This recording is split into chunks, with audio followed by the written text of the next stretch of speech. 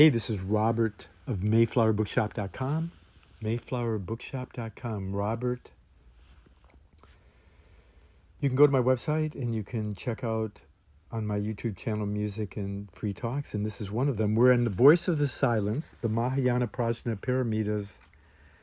The Voice of the Silence book by H.P. Blavatsky, written from some ancient Senzar universal language before Tibetan and Celtic in ancient India.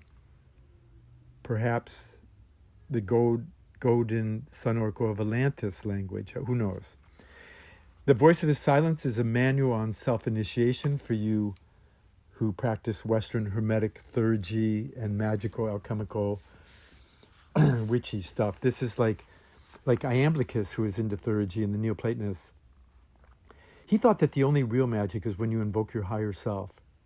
The Krishna, Christ, Christos, Hermes, you, the higher self, the God within you, the universal spark of the good, true, and beautiful, which Plato said was the experience of God, not just an ideal of being good, true, and beautiful. It was the experience of deity. It's my opinion that the authorities of the church that didn't allow anybody to read for 1,000 years, from 400 about to 1400, that they invented the word God and rewrote history books, that there is no God unless you prove it by the way you live. And as it says in the Bible, God created man in his image, and men thought they'd return the favor and create God in theirs. Yes, men created the gods, and cunning took advantage of it. These are Blavatsky-like ideas that Robert of Mayflower is sharing with you. And I had a wonderful spiritual teacher named Philip Knight, who I owe most everything to. And then I had other teachers that kind of led me to the Dalai Lama, hanging out with him for a bit, and hanging out with Gelek Rinpoche quite a bit. And other people like Trungpa and Swami Satchidananda, many, many yogis from India, many spiritual teachers, old Christian or Catholic men and women, and old rabbis, and I hung out with Native American Indians, a little bit of everybody. And so I'm kind of giving you this comments I have about the Voice of the Silence. And I think the Voice of the Silence is a manual on self-initiation. It's in 3 parts: the transformation of the physical, emotional, mental into the body, soul, and spirit.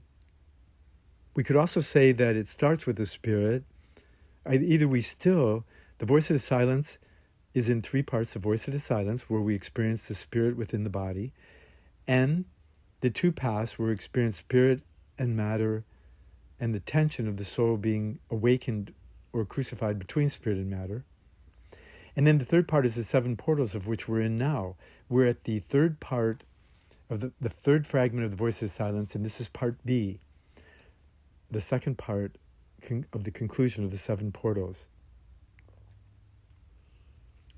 And we concluded last time with this idea of closing your eyes and not losing sight of the Vajra Dorji. This that goes with the bell in the Tibetan Buddhism. The Dorji is the lightning bolt of realization and stillness. It's virtue overcoming non-virtue and transforming negative to positive.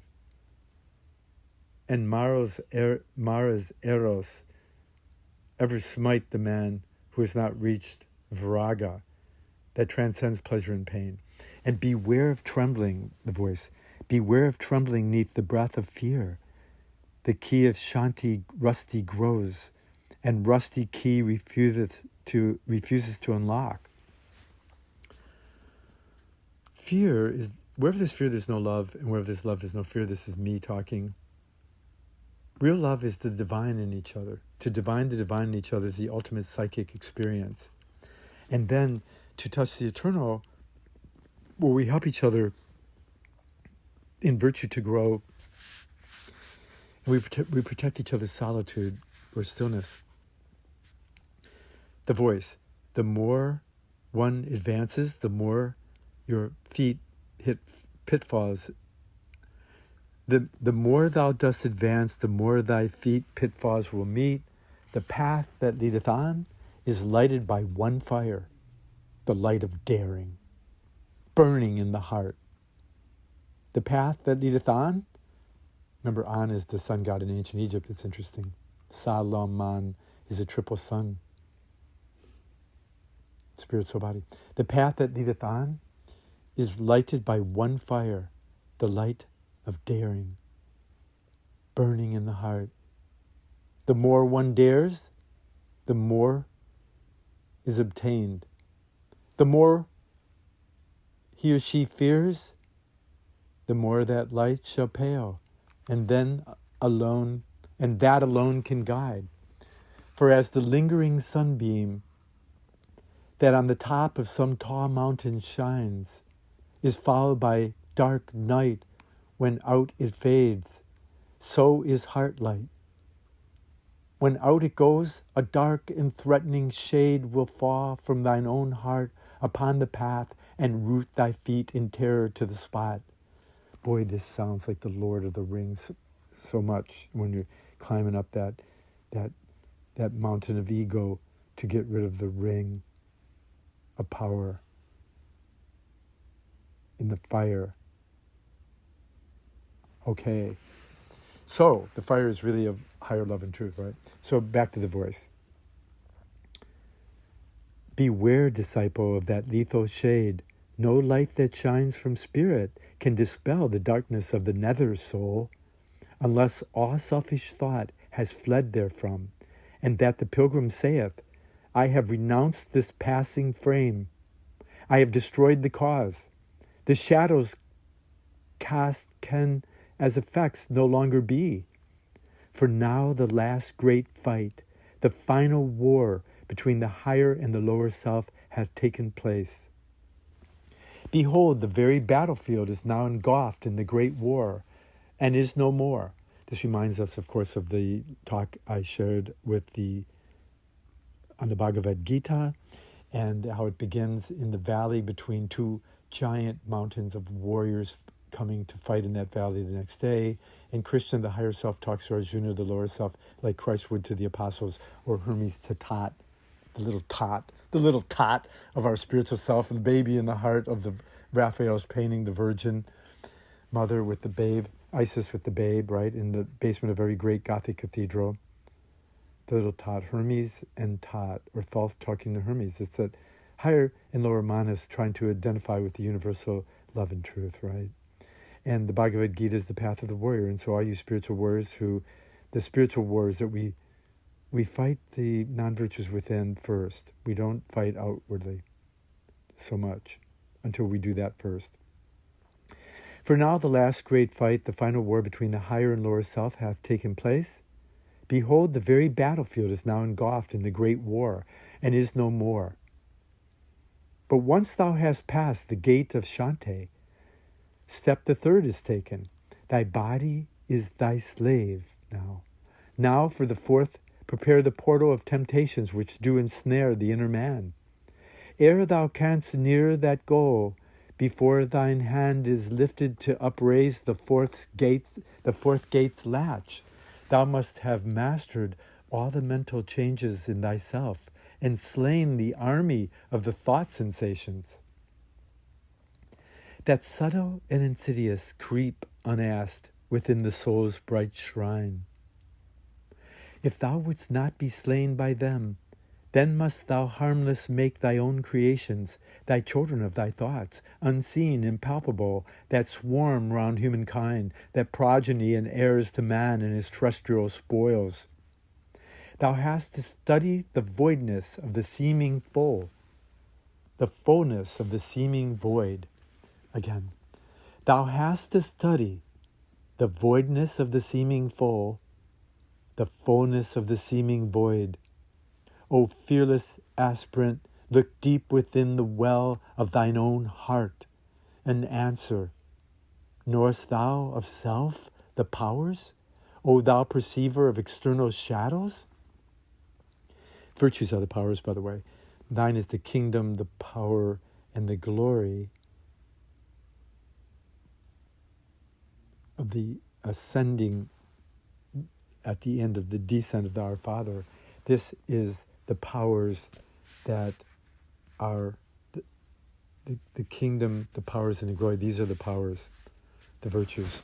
Knowest thou of self the powers, the virtues? O thou perceiver of external shadows? It's like even to see negative is a problem, unless you see the virtues. I mean, to the pure Oz pure. This is an ancient Tibetan saying. My first spiritual teacher, Philip Knight, would say, "To the pure Oz pure." And there's something to be said for that. The being so that we always divine the divine, and that we don't get caught up in the negatives. But this is a very advanced level that most of us can only imagine, and eventually, every once in a while, get inspired and sparked by. But to intuit and live there is, and commune there is really a great step of enlightenment of the soul, getting into the touch of the eternal and the spirit. So let's continue then. Knowest thou of self the powers, O thou perceiver of external shadows. That O is the nothing, but there's a big O that's the infinite potential of the emptiness giving birth, the Great Mother giving birth to the higher self, which again I talk about in my new Hermetic Tarot book. The voice, if thou dost not, then thou art lost, if you don't see those virtue powers. For on path forth, the lightest breeze of passion or desire will stir the steady light upon the pure white walls of soul. The smallest wave of longing or regret for Maya's gifts elusive, along Antaskarana, the task of building the bridge, the path that lies between thy spirit and thyself, the highway of sensations, the rude arousers of ahankara, the I or feeling of one's personality, the I amness. A thought as fleeting as a lightning flash will make thee thy 3 prizes forfeit, the prizes thou hast won. The 3 prizes that we forfeit are the pure emptiness, openness, and the pure virtue, and the pure appearing wherever we need to. The Atma Buddha Manas. For the voice, for know that the eternal knows no change. That is that emptiness practice, isn't it? The eternal knows no change. The 8 dire miseries forsake forevermore, if not to wisdom, sure, thou canst not come, nor yet to liberation, saith the great Lord, Lord of wisdom and compassion, the Tathagata of perfection, he who hath followed in the footsteps of his predecessors.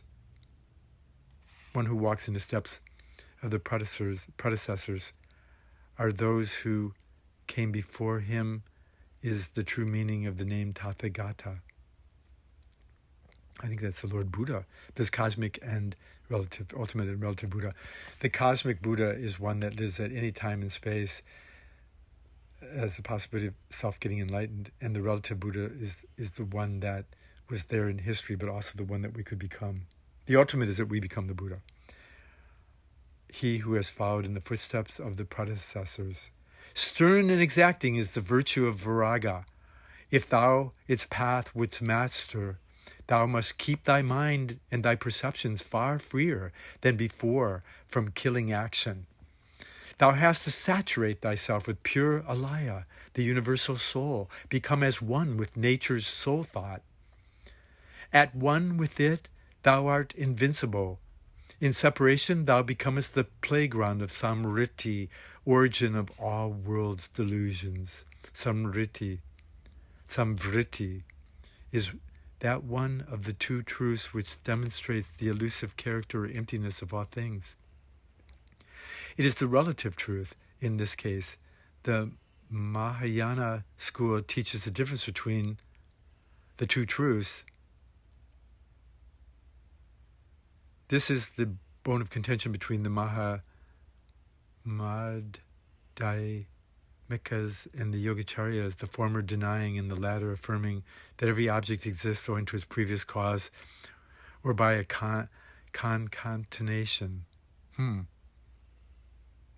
Okay, so Blavatsky gives more notes there. We're going to skip those and move on. By saturating yourself with the universal soul, you can free yourself from the world's delusions. Awe is impermanent in man except the pure, bright essence of alaya, the universal soul. How beautiful. Plato had the universal mind. This is the universal soul. Probably the same thing. Deep level. Okay, voice. Man is its crystal ray, a beam of light immaculate within, a form of clay material upon the lower surface. The essence of Laya.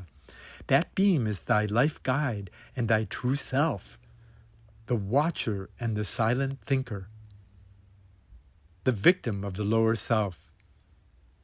Life guide and thy true self, the watcher and the silent thinker, the victim of thy lower self. Thy soul cannot be hurt but through thy erring body. Control and master both, and thou art safe when crossing to the nearing gate of balance. Be of good cheer, O daring pilgrim, to the other shore. Be of good cheer, O daring pilgrim, to the other shore. Heed not the whisperings of Mara's hosts. Wave off the tempters, those ill-natured spirits, the jealous Lamayan in endless space. The Lamayan are the elementals under a spell, trying to put you under a spell. They're adverse to mankind and the enemy of human beings. They're jealous and they want to tear us apart.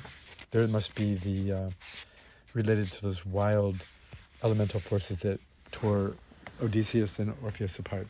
But I didn't say that. I don't want to give you too much all at once. That's another story. So back to the voice. Hold firm, thou nearest now the middle portal, the gate of woe, with its 10,000 snares. Sounds like Medusa. Have mastery over thy thoughts, O striver for perfection, if thou wouldst cross its threshold. Have mastery over thy soul, O seeker after truth's undying, if thou wouldst reach the goal. Thy soul gaze center on the one pure light, the light that is free from affection, and use thy golden key. The dreary task is done, thy labor well nigh o'er. The wide abyss that gaped to swallow thee is almost spanned. See, they call them the golden keys because I want to say the golden keys are the sun oracle, the sun within the deepest heart, the Christos, that interprets the 7 virtues and gives them power rather than the 7 non-virtues or selfish virtues. So now she's saying the dreary task is done. Thou hast now crossed the moat that circles round the gate of human passions. Thou hast now conquered Mara and his furious host. Mara tempts even Buddha. Thou hast removed pollution from thine heart and bled it from impure desire. But, O thou glorious combatant, thy task is not yet done. Build high, Lenu, the wall that shall hedge in the holy isle. The holy isle is the higher self, or the pure thinking self. The holy isle, the dam that will protect thy mind from pride and satisfaction at thoughts of the great feat achieved. A sense of pride would mar the work. Aye, build it strong, lest the fierce rush of battling waves that mount and beat its shore from out the great world Maya's ocean swallow up the pilgrim and the isle, yea, even when the victory's achieved. Thine isle is the deer, thy thoughts the hounds that weary and pursue the progress to the stream of life, the progress to the stream of life. Woe to the deer that is overtaken by the barking fiends before he reached the veil of refuge, the Dhyana Marga. The Dhyana Marga. Here we have it. Dhyana Marga is like the Dhyan Marga is the path of Dhyana, literally Dhyana, or the path of pure knowledge of Paramartha. The self-evident, self-analyzing reflection. Pure knowledge beyond reflection. The path of pure knowledge named Dhyana Marga. You want to try to reach that next. Ere thou canst settle to Dhyana Marga and call it thine. See, there's no reflection anymore. It's all shining the real thing.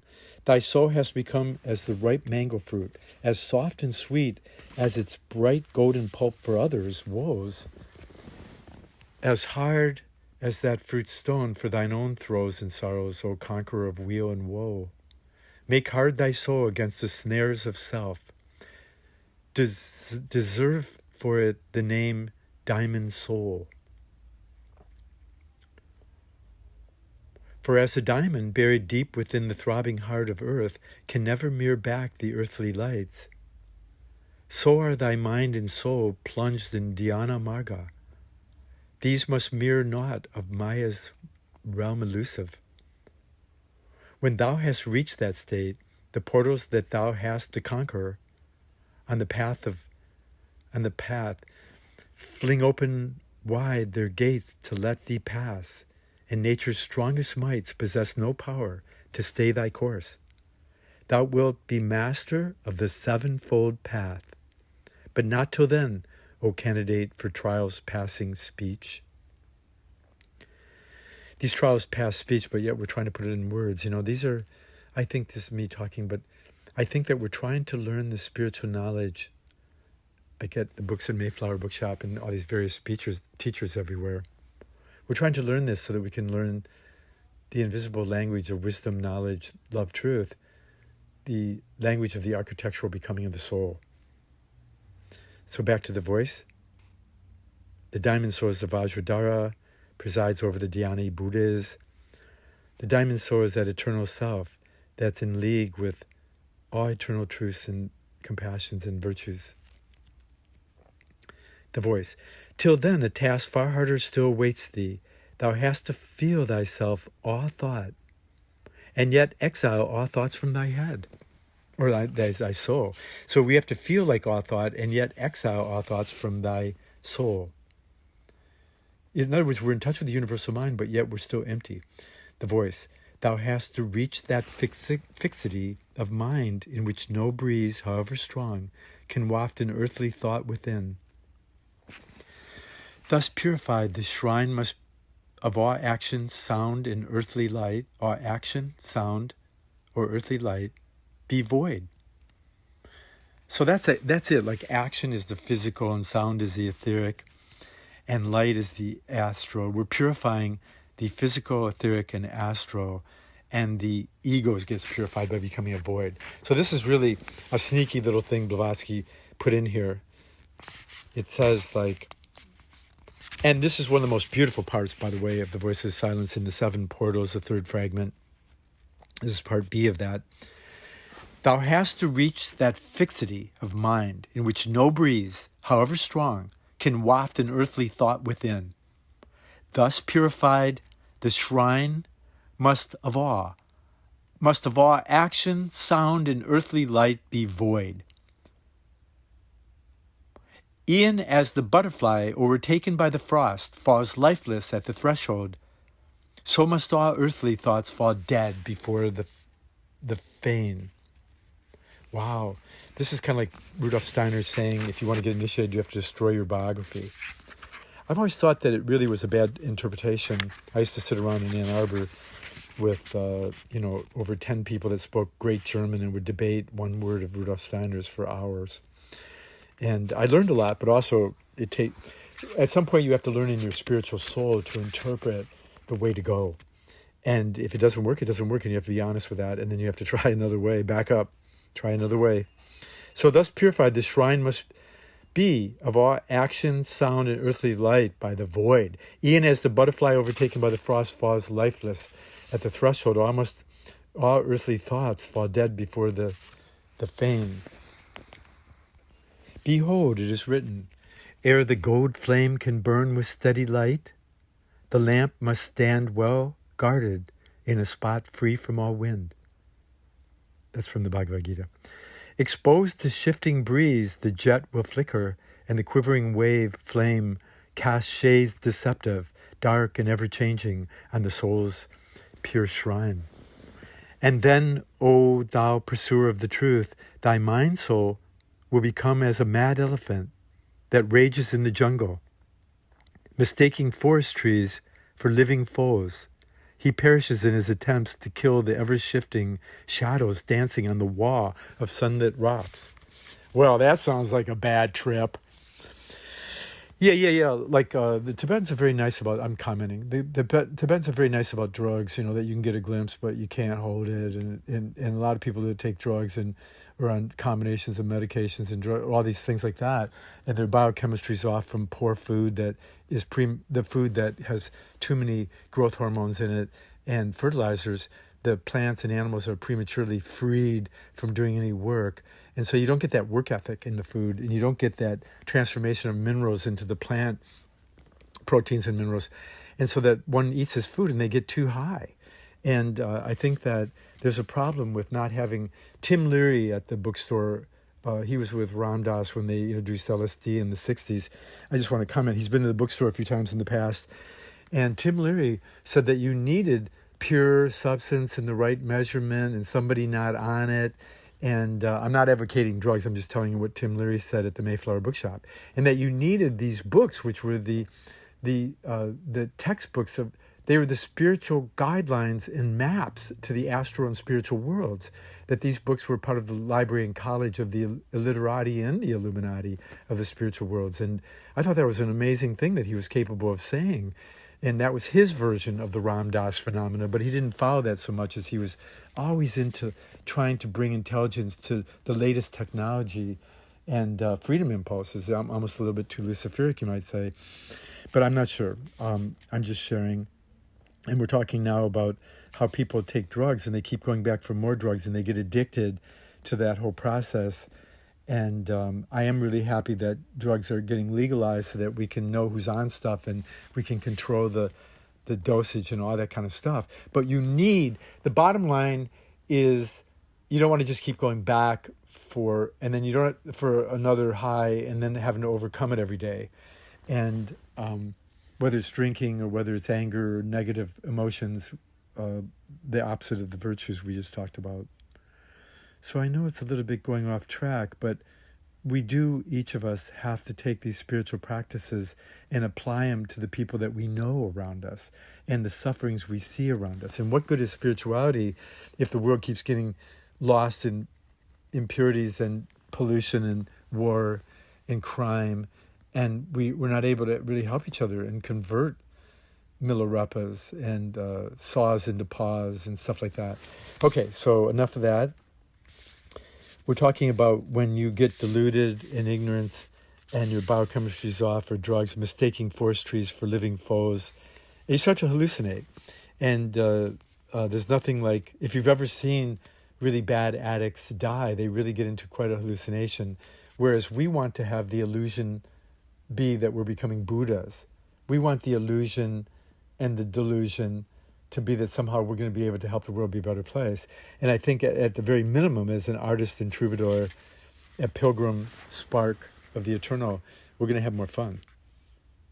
Okay, so be careful of mistaking forest trees for living foes and the enemy, and perishing in attempts to kill the ever-shifting shadows that are our own projections of ourselves off the spiritual path, dancing on the wall of sunlit rocks.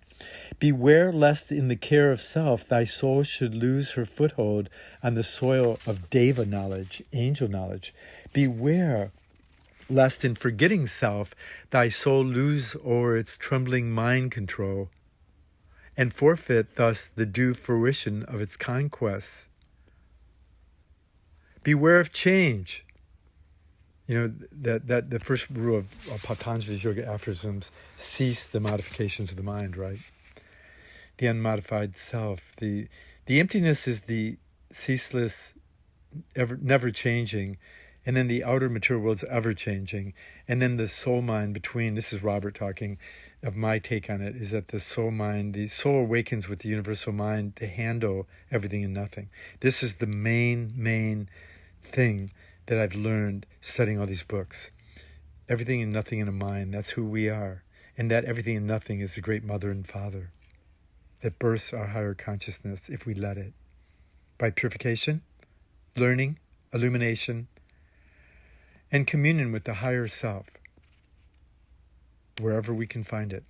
So beware of change, for change is thy great foe. Blavatsky. This change will fight thee off and throw thee back out of the path thou treadest deep into vicious swamps of doubt. Prepare and be forewarned in time. If thou hast tried and failed, O dauntless fighter, yet lose not courage. Fight on, and to the charge return again and again. Yet again. The fearless warrior, his precious lifeblood oozing from his wide and gaping wounds, will still attack the foe, drive him from, we see the enemy everywhere, drive him from out his stronghold, vanquish him ere he himself expires. See, the spiritual warrior vanishes the foe of non-virtue and ignorance and delusion, ignorance of the true nature of the self and delusion of the true nature of other self. Back to the voice. Act then, all ye who fail and suffer, act like him, and from the stronghold of your soul chase all your foes away. Ambition, anger, these are the foes. Ambition, anger, hatred, e'en to the shadow of desire chase away. When even you have failed, remember, thou that fightest for man's liberation. Each failure is a success, and each sincere attempt wins its reward in time. The holy germs that sprout, and their seeds, sprout and grow unseen in the disciple's soul. Their stalks wax strong at each new trial. They bend like reeds but never break, nor can they e'er be lost. But when the hour has struck, they blossom forth. Now, this is an allusion to well-known belief in the East, as in the West, too, for the matter of that. Every additional Buddha or saint is a new soldier in the army of those who work for the virtuous liberation, salvation of mankind, humankind, womankind.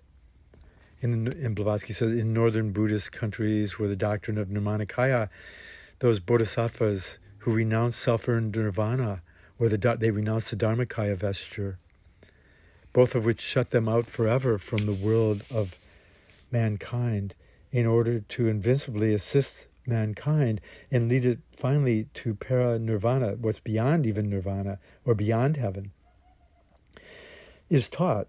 Every new bodhisattva or initiated great adept is called the liberator of mankind, or humankind, womankind.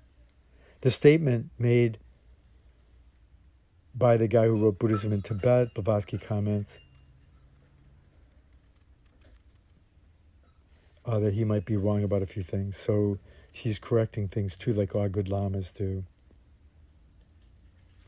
And a reference to human passions and sins which are slaughtered during the trials of the initiate. This is like Odysseus coming back and shooting all. He goes back to his home after a long voyage. Odysseus comes back, and all these wrongful suitors are suiting his wife, Penelope, a form of Persephone frozen at home, in the underworld or something, till he gets back. But this one's in what he sees as heaven. And he kills all the suitors, one after another. And this has to do with killing our non-virtues out before we meet the queen, the holy mother, the holy cohort, soulmate. That is our true universal soul, the Alaya, the beloved. So the passions and sins which are slaughtered during the trials of the novitiate and serve as fertilizer to the soul for the seeds of transcendental virtues to germinate. Pre-existing or innate virtues, talents, or gifts are regarded as having been acquired in a previous birth. Genius is, without exception, a talent or aptitude brought from another birth. So the hour strikes where these all give birth and flower. But if thou comest prepared, then have no fear. Henceforth, thy way is clear right through the Virya gate, the fifth one of the 7 portals. Thou art now on the way that leadeth to the Dhyana haven, the 6th Bodhi portal. The Dhyana gate is like an alabaster vase, pure, white, transparent. Within there burns a steady golden flame, the flame of Prajna, that radiates from Atma. So here Prajna is the fire of Atma that can be seated in the purest Grail Cup. This is a reference to the Holy Grail of our bodhi, buddhi, our mind that takes on virtue and compassion. Our mind is purified by virtues and compassion and becomes this Diana, the great mother, but the goddess, the Grail Cup that holds our fire of Atma. This is so beautiful. And she's totally relating to Diana, the divine Grail Cup, the alabaster vase, the Grail Cup, transparent. Within there burns a steady golden fire, the flame of Prajna that radiates from Atma. Thou art that vase. Thou hast estranged thyself from objects of the senses, traveled on the path of seeing, and now on the path of hearing, we've onward, and standeth in the light of knowledge. Thou hast now reached Titisha, I'm not sure how to pronounce it. Titisha state. The fifth state of Raja Yoga, one of supreme indifference, submission, if necessary, to what is called submission beyond the pleasures and pains, but we submit to the pleasures and pains of all others, for deriving neither pleasure nor pain from such submission. In short, the becoming physically, mentally, and morally indifferent and insensible to either pleasure or pain.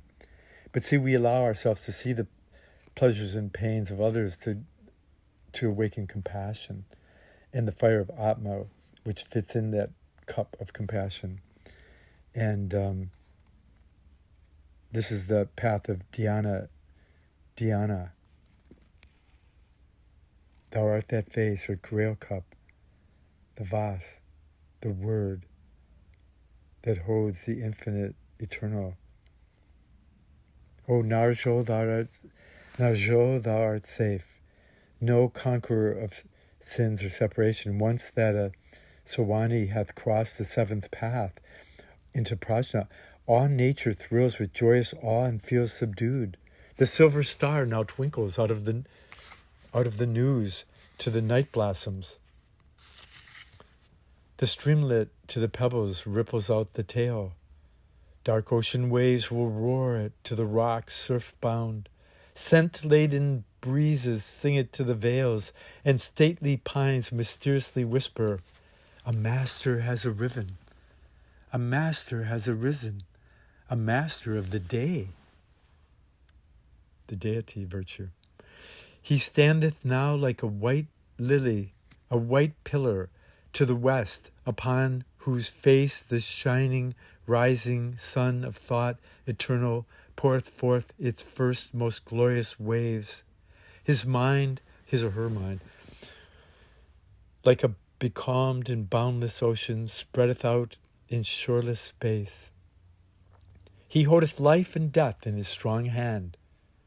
Yea, one is mighty, the living power made free, that power which is him or herself can raise the tabernacle of illusion high above the gods, above great Brahm and Indra. Now he or she shall surely reach the great reward. Day, of course, means the whole Mamantara, a period of incalculable duration, that you reach a deity that can handle all time and space. Shall one not use the gifts which it confers for his own rest and bliss, his well-earned weal and glory, he the subduer of the great delusion? Nay, O thou candidate for nature's hidden lore, if one would follow in the steps of holy Tathagata, those gifts and powers are not for self, which thou thus damn the waters born on Sumeru. That's the great mountain quest, the sacred mountain of the gods that even the Native American Indians talk about. Wouldst thou thus dam the waters born on the great mountain? Shalt thou divert the stream for thine own sake, or send it back to its prime source along the crest of cycles? if thou wouldst have that stream of hard-earned knowledge, of wisdom heaven-born, remain sweet running waters, thou shouldst not leave it to become a stagnant pond. Yeah, that boundless space is Kuan Yin, the Tashishi, the Tashi Lama, the Shi, the Tashishi, the Tashi Lama, the Shi. There's a whole goddess side to this. Now if Amitabha, that's the running water side, know if the Sophia comes to the highest place higher than Nirvana, the Sophia, the wisdom cup of the fire of the eternal. It's a Holy Grail message, for sure. In the voice of silence, who would have guessed? Okay, back to the voice. Know if of Abhitaba, the boundless age, thou wouldst become co-worker, then must thou shed the light acquired, like to the bodhisattvas twain, upon the span of all three worlds. In Northern Buddhism, symbology of Amitabha is boundless space, Parabrahmanas, right? Is said to have in his paradise two bodhisattvas, Kuan Shi Yin, they used to call it, Kuan Shi Yin, and Tashishi Lama, who ever radiate light over the three worlds where they lived, including our own below, in order to help with this light of knowledge in the instruction of yogis, or yogis to be, who will, in their turn, save mankind. The womankind probably doesn't need as much saving as mankind, I think we'd say at this point. Okay, that's enough of me. Their exalted position in Amitabha's realm is due to deeds of mercy performed by the two, as such yogis were on earth, says the allegory. So Kuan Shi Yin, and Tashishi Lama Shi. These three worlds are the three planes of being, the terrestrial, astral, and the spiritual. Everything, nothing in a mind in my term. Know that the stream of superhuman knowledge and the Deva wisdom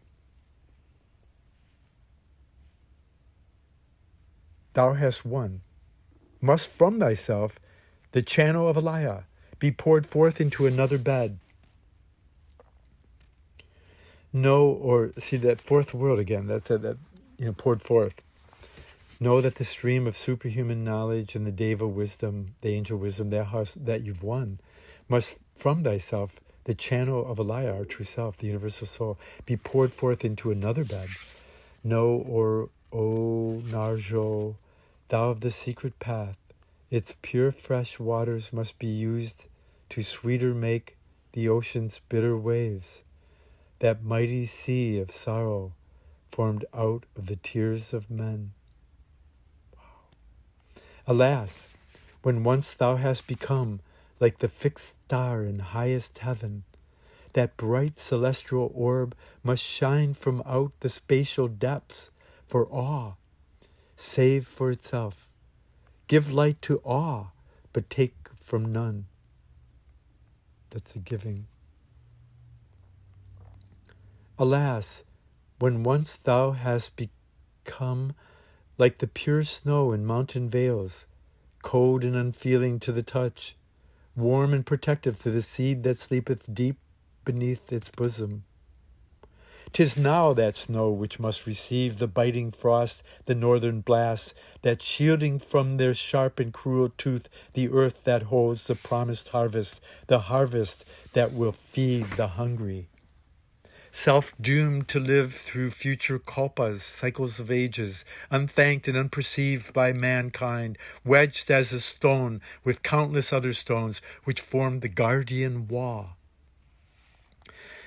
The guardian wall, or the wall of protection, it is taught that the accumulated efforts of long generations of yogis, saints, adepts, especially of the Nirmanakayas, have created, so to say, a wall of protection around mankind, which wall will shield mankind invisibly from still worse evils. So we become living stones. We are living stones. This is one of my first songs with the band the Elementals in my first band. Okay, enough of me. Back to the voice. Such is thy future if thy seventh gate thou passest. That's the Prajna gate, the fire of Atma that fits into the grail of the bodhi compassion heart. The sword of Atma fits into the cup of the heart. Okay, enough of me. Hopefully every me will come to these higher truths. Such is the future of the seventh gate thou passest, built by the hands of many masters of compassion, raised by their tortures. Yeah, I think that guardian Wa is the Grail Cup, that we live in this cup of love and truth. Built by the hands of many masters of compassion, raised by their tortures, by their blood cemented. It shields mankind, since manas man is man, since man is man or woman is woman, protecting it from further and far greater misery and sorrow. Withal, man sees it not, will not perceive it, nor will he heed the word of wisdom, for he knows it not. But thou hast heard it, thou knowest all, O thou of eager, guileless soul, and thou must choose. Then hearken yet again, O Sowan's path, O Shratapati, one who entered the stream. Thou art secure, aye, on the marga, the path where naught but darkness meets the weary pilgrim, where torn by thorns, the hands drip blood, the feet are cut by sharp, unyielding flints, and Mara wields his strongest arms, there lies a great reward immediately beyond. This reminds me of Lord of the Rings, where Frodo's just beat up so much, and he's got to get rid of the ring. And right now in the darkness, we only see darkness, but it's forcing us to become the light within ourselves that shines through this Tashishi Lama and Kuan Yin, that we actually create the sword and the cup of Atma Buddhi, and that we suffer in our mind to become what we're about to read.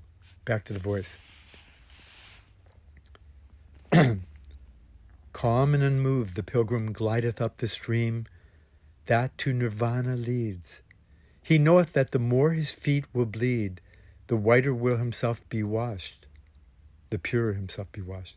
He knoweth well that after 7 short and fleeting bursts, Nirvana will be his. Those 7 refer to also the virtues. You don't have to wait for 7 lives. It can be complete understanding of the Prajna Paramitas, the Mahayana Prajna Paramitas, and the Mahayana Vajra Paramitas. Such is the dhyana path, the haven of the yogi, the blessed goal that Shratapatis crave. Not so when he hath crossed and won the Aryashata path.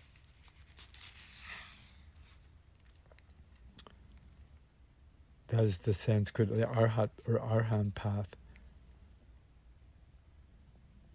There, klesha, the will to live, the attachment to life, that which causes rebirth, desire.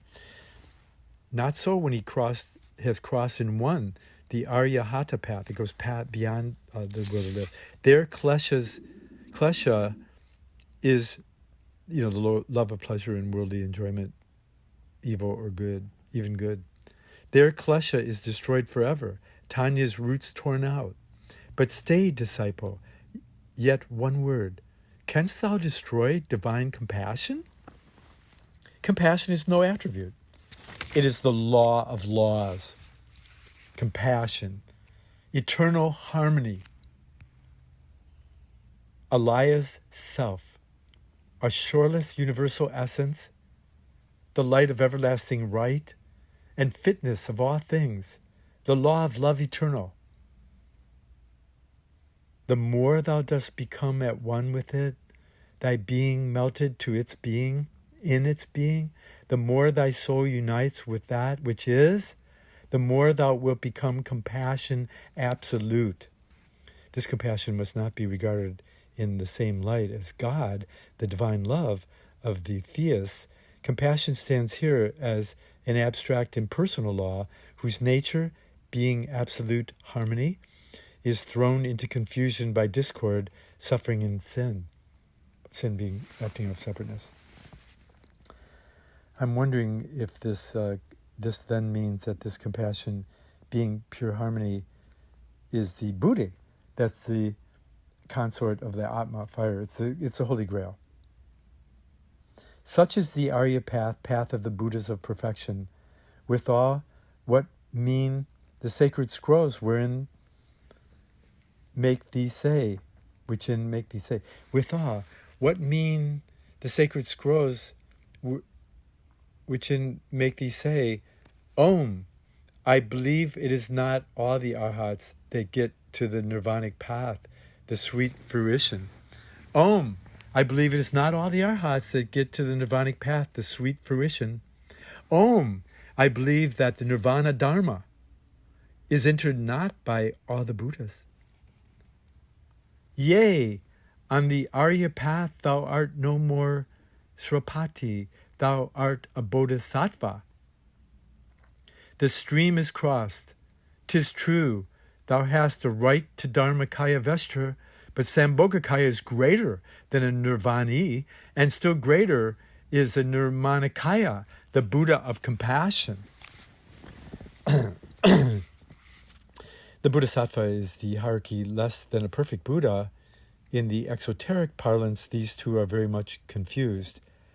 Yet the innate and right popular perception, owing to that self-sacrifice, has placed the Bodhisattva higher in its reverence than a Buddha. And the same popular reverence caused Buddhas of compassion, those Bodhisattvas, who having reached the rank of an arhat, that fourth way, sometimes known as, or the seventh, or is it the fifth, sixth, have completed the fourth or the seventh. Blavatsky says they've completed the fourth or seventh, so it's arhat. But they refuse to pass into the nirvanic state or don or wear the Dharmakaya robe and cross to the other shore, as it would then become beyond their power to assist humankind, even so little as karma permits.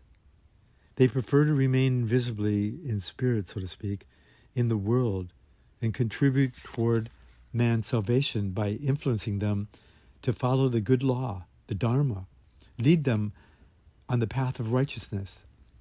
It is part of the exoteric northern Buddhism to honor all such great characters as saints or holy, and to offer even prayers to them as the Greeks and Catholics do their saints and patrons.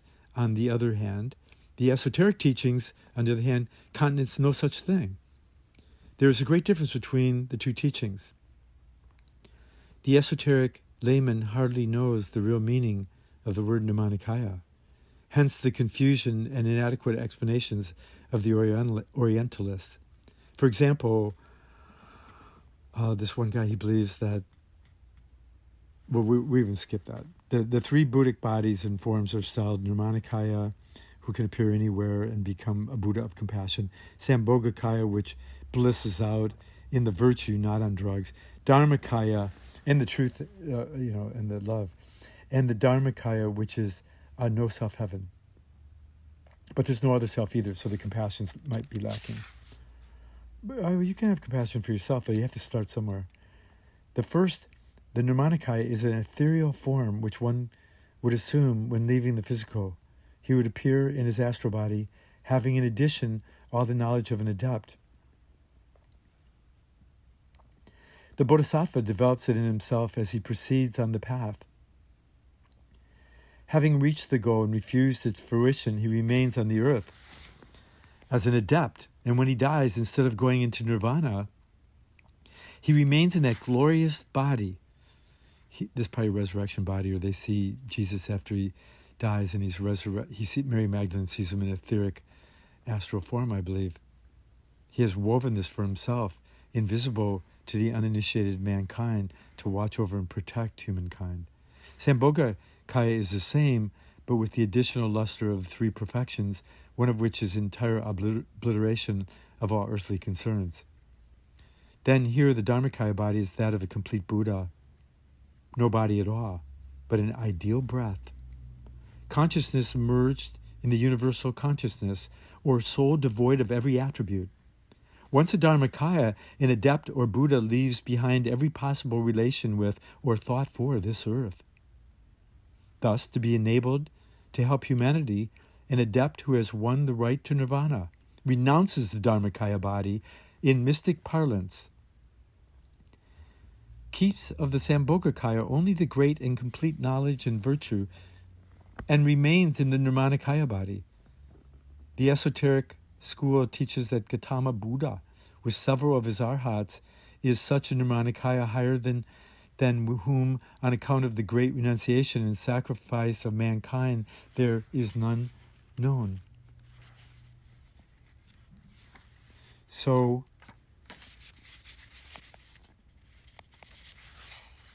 yea, on the Arya path thou art no more. We have reached the Nirmanakaya, the Buddha of compassion. Now bend thy head and listen well, O bodhisattva. Compassion speaks and saith, can there be bliss when all that lives must suffer? Shalt thou be saved and hear the whole world cry? Now that thou hast heard that which was said, thou shalt attain the 7th step, Prajna, and cross the gate of final knowledge, but only to wed woe. If thou wouldst be Tathagata, follow upon the predecessor step, remain unselfish to the endless end. Thou art enlightened, choose thy way. Behold the mellow light that floods the eastern sky. In signs of praise, both heaven and earth unite. And from the 4-fold manifested powers, a chant of love arises.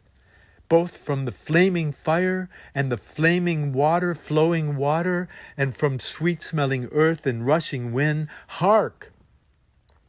From the deep, unfathomable vortex of that golden light in which the victor bathes, all nature's wordless voice in 1,000 tones arises to proclaim, joy unto ye, O men of Mayalba, men of the earth, which also called hell, and the greatest of all hells by the esoteric schools is earth. The esoteric doctrine knows of no hell or place or punishment other than a man-bearing planet or earth. Avicii is a state and not a locality. That's another thing.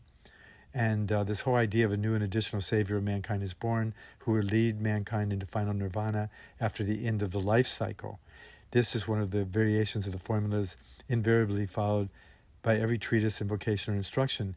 Peace to all beings, blessings on all that live, and so on. Joy unto you, O men of earth. A pilgrim hath returned back from the other shore.